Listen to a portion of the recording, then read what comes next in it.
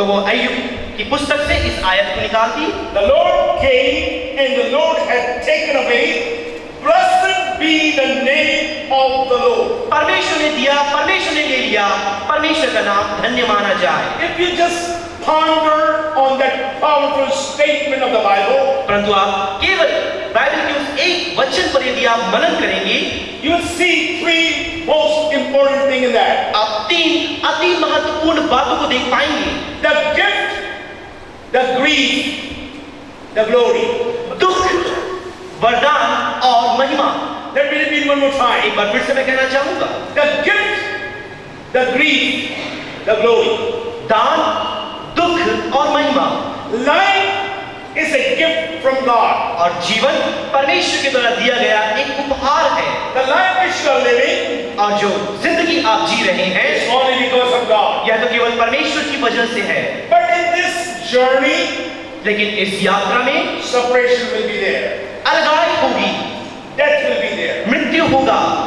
That is the reason grief comes in our life. यही तो कारण है हमारे जीवन में कभी-कभी दुख आ जाता है। But if the sentence, the statement stops there, we will not have any hope. लेकिन वहां पर कथन ऐसे खत्म नहीं होता जैसे मानो हमारे पास कोई और आशा नहीं है। But the writer says, blessed be the name of the Lord. लेकिन लेखक क्यों कहता है कि परमेश्वर का नाम धन्य माना जाए, Where we have the glory. और जहां हमें महिमा मिलती है। God has been good to us. परमेश्वर हमारे प्रति In this service. और इस सभा में परमेश्वर हमारे प्रति भला बना रहा। Let me read a passage from book of Romans, और रोमियो की पत्री से एक परिच्छेद में पढ़ना चाहूंगा। chapter 14. रोमियो की पत्री उसका 14 अध्याय। As we are flipping the pages to the book of Romans, और जैसे हम रोमियो की पत्री की ओर अपनी बाइबलों को खोल रहे I हैं, want to make it very clear what the writer of the Hebrew says. और इब्रानी का लेखक इस बात के लिए क्या कहता है, मैं इस बात को आपके सामने रखना चाहूंगा। Bible says man is destined to die once. और यह बात सुनिश्चित किया गया है कि सभी मनुष्यों को एक बार मरना है। It is destined. यह निश्चित किया गया है। You must understand death is appointed. तो यह बात आपको समझना अनिवार्य है कि मृत्यु को सुनिश्चित किया गया है। Keeping that as a context, let's read Romans 14 verse 7 and 8. और इस बात को संदर्भ में रखते हुए आइए हम रोमियो की पत्री 14 अध्याय की 7वीं और 8वीं आयत को पढ़ें। For none of us lives to himself, and no one dies to himself. क्योंकि हम में से न तो कोई अपने लिए जीता और न कोई अपने लिए मरता है। For if we live, और यदि हम जीते हैं we live to the Lord. तो हम प्रभु के लिए जीते हैं, And if we die, और यदि हम मरते हैं we die to the Lord. और हम प्रभु के लिए मरते हैं। Therefore, इसलिए whether we live or die, we are Lord's. हम जीना मरे, हम तो परमेश्वर की ही है। What a powerful statement. और क्या ही सामर्थ्य कथन है यह। I can turn to the book of Philippians, और मैं फिलिपियों की पत्री भी इसमें जोड़ सकता हूँ, where it says, for me to live is Christ and to die is gain. और जहाँ ऐसा लिखा है, मेरे लिए जीना मसीहा और मर जाना लाभ है। Death is appointed for everyone. और हम सभी के लिए, प्रत्येक के लिए मृत्यु सुनिश्चित की गई है। Death can knock at your door at any time. और आपके जीवन की किसी भी पल में मृत्यु आपके द्वार पर दस्तक दे सकती है। I want everyone listening to my voice this afternoon. मैं चाहूंगा हर एक आज की दोपहरी में जो मेरी आवाज को सुन रहे हैं, Be ready to meet your Lord and Savior. और अपने उद्धारकर्ता स्वामी से आप मुलाकात करने के लिए तैयार हो जाएं। I have a blessed hope, मेरे पास धन्य आशा है, and I know that your family has a blessed hope. और परिवार के पास भी मुझे मालूम है कि धन्य आशा है। And what is that hope? और वो आशा क्या है? One day, एक दिन, soon and very soon, बहुत ही शीघ्र, अति शीघ्र, I say soon and very मैंने soon, कहा शीघ्र, अति शीघ्र, we will see Ruth Anji. हम रूथ आंटी को फिर से एक बार देख पाएंगे। I know the people will come and bring the word of consolation, which I have received many phone calls from my brothers and sisters. और मुझे मालूम है कि आप में से कई एक लोग, और जो मैंने पहले भी अपने प्रिय मित्रों से, अपने परिवारजनों से सुन चुका हूँ, सांत्वना के शब्द आप देने के लिए सामने आएंगे। Dr. George Thomas and his family, doctor George Thomas और उनके परिवारगण, Mr. Samuel Thomas and his family, और मिस्टर सैमुअल थॉमस और उनके परिवारगण, Mr. Abraham Thomas and family, और मिस्टर अब्राहम थॉमस और उनके परिवार, Dr. Jacob Thomas and his family, और डॉक्टर जेकब थॉमस और उनके परिवारगण, Mr. and Mrs. B.K. James and family, mister and Mrs B.K. James और उनके परिवार के गण, and Samuel Joseph Guardian and Cook, who has sent special condolences, and Dr. Dominic.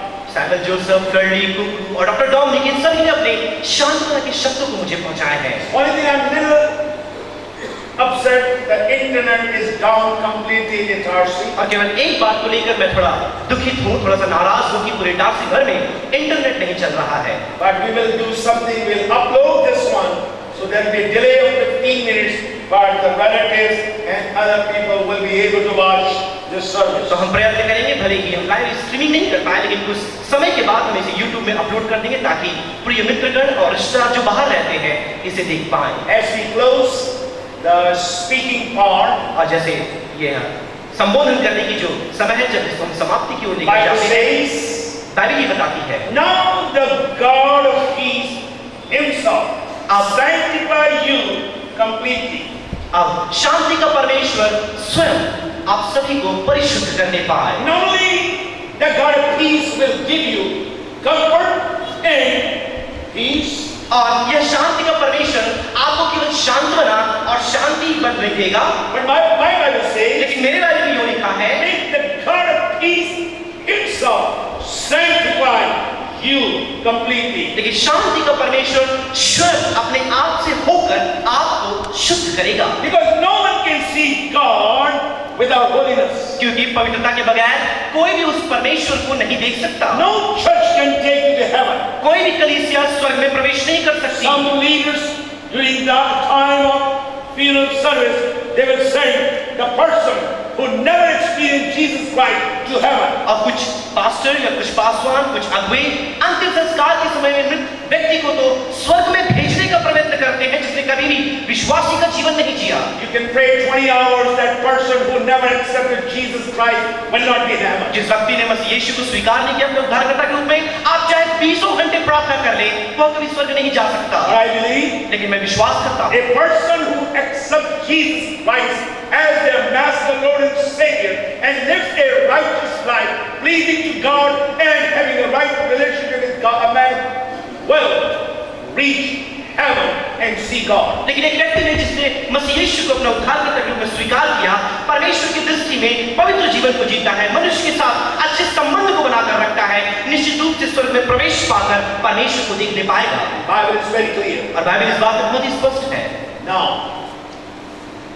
God of peace sanctifies completely, और अब शांति का परमेश्वर आप सबों को शुद्ध करने पाए, and make your whole spirit, soul and body be preserved blameless at the coming of our Lord Jesus Christ. और मसीह के दोबारा आगमन तक आपकी प्राण, देह और आत्मा मसीह यीशु में संरक्षित रहने पाए। Family of Rutani. रुदानी के परिवारगण, Yes, you will not be able to hear her words now. और ये बात तो लाजमी है कि अब आप उनके शब्दों को और नहीं सुन पाएंगे, You will not be able to see her eyes, उनकी आंखों को आप दोबारा नहीं देख पाएंगे, but her dreams will be with you all the time. लेकिन उनके स्वप्न प्रत्येक समय आपके साथ बने रहेंगे, Her vision will be with you all the time. उनकी दृष्टि, उनके दर्शन हमेशा आपके सामने साथ I बने know रहेंगे। you will not be able to walk now, अब मुझे मालूम है आंटी अब फिर से चल फिर नहीं सकती, but she has prepared a path for you on which you can walk victoriously. लेकिन उन्होंने एक पगडंडी आपके लिए तैयार करके रखी है कि उसमें चलकर आप जयवंत हो सकते हैं। These hands will not be able to work, यह जो हाथ है अब दोबारा शायद काम नहीं कर पाएंगे, but the work which these hands have done will be remembered for all. लेकिन जिन हाथों ने जो काम को किया है उसे हम सदैव स्मरण रखेंगे, You will remember all the time. हमेशा हम उसे स्मरण रखेंगे। Listen to me. आप मुझे सुनिए, One day एक दिन there will not be tears, sorrows, sickness, separation. एक दिन आएगा जब ना तो आंसू, ना तो दुख, ना तो मुसीबत, कोई भी संकट वहां नहीं होगा। What a glorious day that will be. और क्या ही महिमामय दिन वो होगा। I'm looking forward where I will see Auntie will have a new body. और मैं उस दिन का इंतजार कर रहा हूँ जब हमारी आंटी को नया देह दिया जाएगा। On Tuesday, I'll be sharing a lot of things about Auntie. और मंगलवार के दिन में आंटी के विषय में मैं कई एक बातें आपके सामने I रखूंगा। wrote down this afternoon around 2:45, 9 things about Auntie. और आज दोपहर को 2:45 में लगभग आंटी के विषय में मैंने 9 बातों को लिखा है। And I want family members and the relatives and friends to come Tuesday to see what God has done through Auntie in the lives of all the believers and friends and relatives. और मैं चाहूंगा पूरे रिश्तेदार, aunty के बच्चे, उनके परिवार के लोग और पूरे मित्रगण आप सभी मंगलवार को आए और जो बात उन्होंने कही है उनके विषय में जो मैंने लिख रखी है मैं आपको बता पाऊंगा। I'm not here to say goodbye. और मैं यहाँ अलविदा कहने के लिए नहीं खड़ा हूँ। I'm just going to say, one fine morning, we will meet Auntie. बस मैं ये कहने के लिए यहाँ खड़ा हूँ कि एक अच्छी सुबह में हम उठेंगे और आंटी से मिल पाएंगे।